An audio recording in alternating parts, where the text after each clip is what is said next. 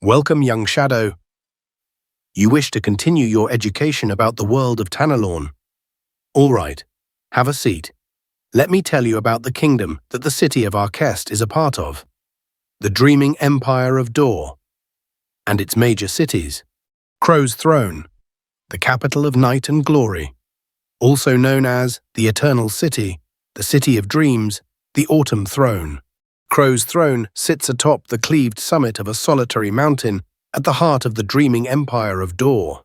The mountain appears cut in half, as if by a god's blade, and the city rests like a nest on the remaining half, hundreds of feet above the surrounding plains. It is the capital of the dreaming empire of Dor. It is the political and symbolic heart of the kingdom, where King Holgrim Mandrake rules from the legendary Autumn Throne. It is from here that the empire's royal decrees, cultic rites, and knightly orders extend across Dor. Crow's Throne is a city of black marble and golden spires, wreathed in smoke and lit by ever-burning braziers. The streets wind like veins beneath shadowed arches. Opulence reigns here, silks, perfumes, and golden light coat everything like a dream that refuses to wake. Despite being the center of imperial rule, the people of Crow's Throne are detached, decadent, and wholly uninterested in the world beyond their walls. They live in a near-constant pursuit of pleasure, indulgence, and escape, seeking music, wine, flesh, and games. They speak of politics like a performance and of war as a distant myth. Even the looming presence of the Kingsman does little to disturb their slothful joy. Some say the city itself seduces the soul, that even ambition fades here. The crest of the court is a black crow ascending inside a golden crown set against a gold field. This represents the divine right of kingship, the fallen angel's legacy, and the dream of eternal dominion. They call it the Eternal City, but it was born from death. Crow's Throne, capital of the dreaming empire of Dor, a city perched atop a mountain carved in half, as if cleaved by the gods themselves. Black marble towers, golden domes, and braziers that never burn out. It shines with a beauty both sacred and hollow. To sit upon its throne is to be crowned not just as king, but as sovereign of a kingdom so old, so powerful, that should it ever awaken fully, it would shake the world to its knees. It is here that King Holgrim Mandrake rules. They say he is not the man he once was, once a conqueror, now a figure draped in silks and silence. They say all kings change, that all who sit on a throne will forget who they were, that it is not the man who wears the crown, but the throne who wears the man. And the people, they care not. They laugh, drink, and dream, content to let the world burn so long as the music plays. In Crow's Throne, ambition is dulled, purpose turns to perfume, nothing matters except pleasure. The Autumn Throne, the throne of fallen suns, forged from the feathers of 1,000 rebellious angels. From this cursed seat, the king commands his personal order of knights, the Kingsmen. 7 feet tall, cloaked in silvered armor, silent until called, loyal not to Holgrim, but to the throne itself. They smile, they speak. They seem alive until the king gives an order. Then they obey, without hesitation, without mercy. Some whisper the truth, that the Kingsmen are the 1,000 fallen angels, bound in flesh and steel, chained to the dream they once betrayed. And so the throne remains, eternal. Watching, dreaming, pray, young Shadow, that the dream never ends. Arkest, city of gates, gem of the dreaming empire, crossroad of the world. Arkest is located on the eastern edge of the dreaming empire of Dor, positioned beside the Sea of Bones. It is one of the empire's most strategic cities, serving as a major port, trade hub, and intelligence center. The city is known for its layered gate systems, complex street layouts, and fortified architecture.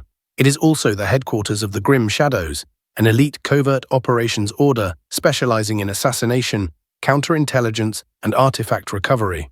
Arkest is home to multiple powerful factions beyond the Grim Shadows, including noble families, merchant houses, cult cells, and criminal organizations. While officially governed by a duke, no single authority truly controls the city. Power shifts constantly, determined by money, leverage, and threat. Most conflicts in Arkest do not happen in open warfare, but through targeted violence, blackmail, and sabotage. Factions wage silent wars in warehouses, alleys, and taverns, while the public continues daily life, often unaware. The city is also home to multiple gateways to other realms, some stable, others not. While a few lead to celestial domains, most are rumored to lead to hostile planes, including hells and void realms.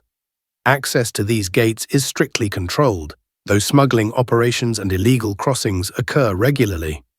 The symbol of Archest is a silver door, surrounded by 8 gold coins with 2 crossed daggers behind the door. It represents commerce, secrecy, and deadly precision. Archest remains one of the most dangerous and important cities in the Empire. Everything passes through it: information, wealth, enemies, and death. Spellock, the Mage's Crown, magical capital of the Dreaming Empire. Spellock is located deep in the southern highlands of the Dreaming Empire of Dor. It serves as the magical capital and is home to all officially sanctioned schools of arcana. The city is known for its floating towers, spectral bridges, and constant elemental storms. These magical phenomena are not unusual. Spellock exists in a permanent state of low-level arcane flux. Magic governs every part of life here. Laws are enforced through enchanted writs, and legal disputes are often settled through mage duels. Space and time are not fixed, streets can shift overnight, and visitors often report days that pass in minutes, or minutes that last for hours. At the center of the city stands the Spiral Library. This massive tower is rumored to house every spell ever conceived, including many that have been banned or forgotten. Spellock is not ruled by a king or council, but by a convocation of archmages who rotate leadership through a complex system of magical merit and political favor. Knowledge is the highest currency here. Power is measured in what you know, not what you own.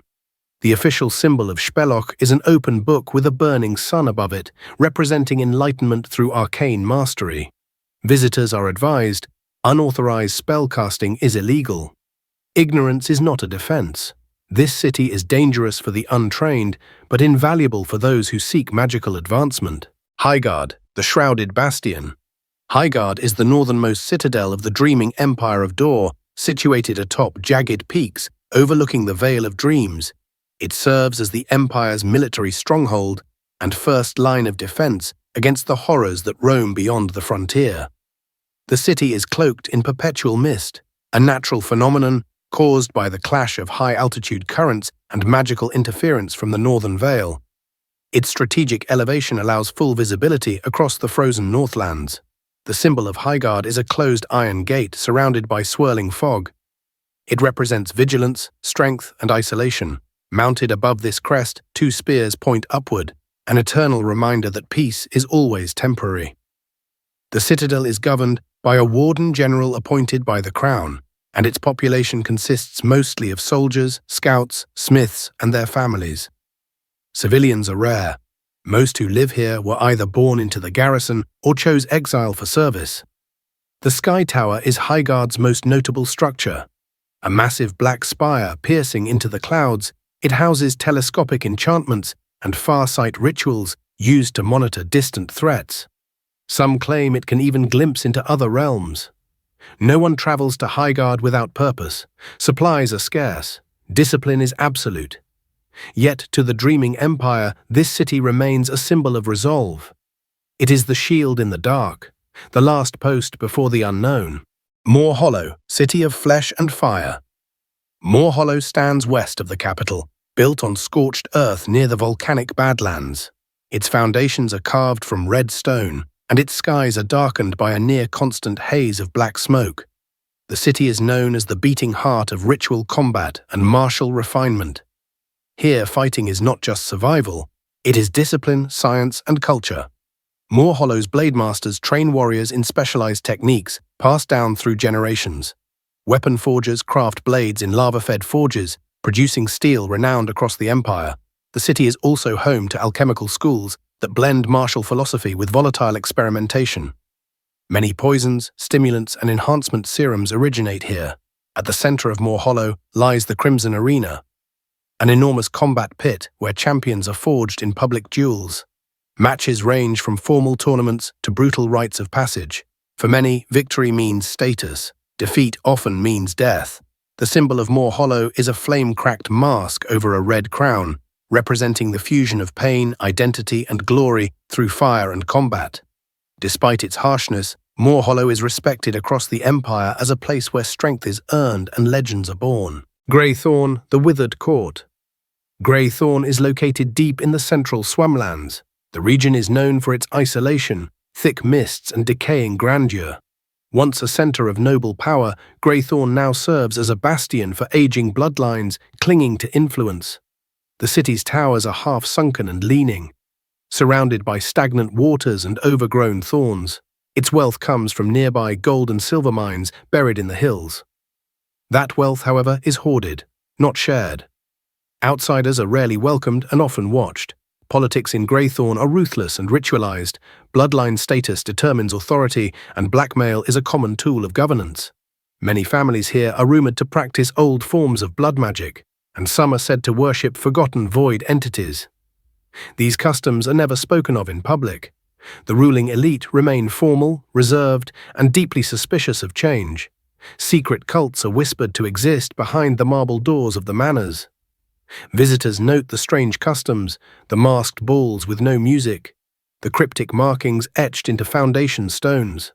The city's most iconic location is the Mirror Crypt, a sealed subterranean vault where nobles claim to speak with their ancestors using glass said to reflect souls instead of faces. Symbol: a thorn-wrapped scepter, flanked by a black rose on the left and a white rose on the right. Role: final stronghold of decaying nobility and cursed tradition. Reputation: wealthy, secretive, and haunted by legacy. Black Tide, the Empire's naval stronghold. Black Tide serves as the maritime backbone of the Dreaming Empire. Located south of Arquest, the city overlooks the Great Southern Sea and houses the Empire's primary naval fleet. The city functions as a major military port, shipyard, and naval command. From here, warships patrol vital sea lanes, suppress piracy, and enforce imperial law across island territories to the south, east, and west. Merchant convoys, escorted by imperial frigates, rely on Black Tide for safe passage across dangerous waters. While Arquest manages the Empire's trade networks, Black Tide ensures those trade routes remain open and secure. Its deep harbors accommodate the largest dreadnoughts, and its dry docks construct vessels outfitted for both warfare and long-range exploration. Beyond military might, Black Tide is home to the Empire's Naval Academy, where officers are trained in sea combat, navigation, and deep-water strategy. Its sailors and captains are known across the Empire for their discipline and effectiveness. The symbol of the city is a black warship, sails furled, with a blazing sun behind it, representing readiness, reach, and power at sea. Ironvale, bastion of the Legion location, between Highguard and Crow's Throne, nestled in the mountain corridor known as the Shield March. Role: military headquarters of the Dreaming Empire. Ironvale is the heart of the Empire's armed forces, where armies are trained, officers are commissioned, and wars are planned. Lore: Ironvale is a fortress city, built into the cliffs and ridges that overlook the Central Plains. Its great barracks, blackstone foundries, and war colleges form the backbone of imperial power. Every soldier sworn to the crown passes through Ironvale at some point, either to train, to be tested, or to be buried. The city runs on discipline. Bells toll by the hour, drills echo at dawn, and everything, from food rations to troop deployments, is recorded and enforced by strict military law. While Highguard holds the frontier, Ironvale prepares the Empire for what lies beyond it. It is also home to the Order of the Black Guard, elite warriors chosen from among the Empire's finest. Known for their black cloaks and vows of honor, they serve as both enforcers and executioners when loyalty breaks.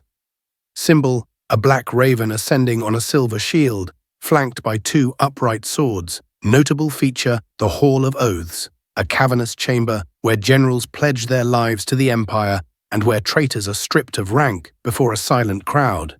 These are the cities of the Dreaming Empire, each one a pillar of strength, of shadow, of knowledge, of blood.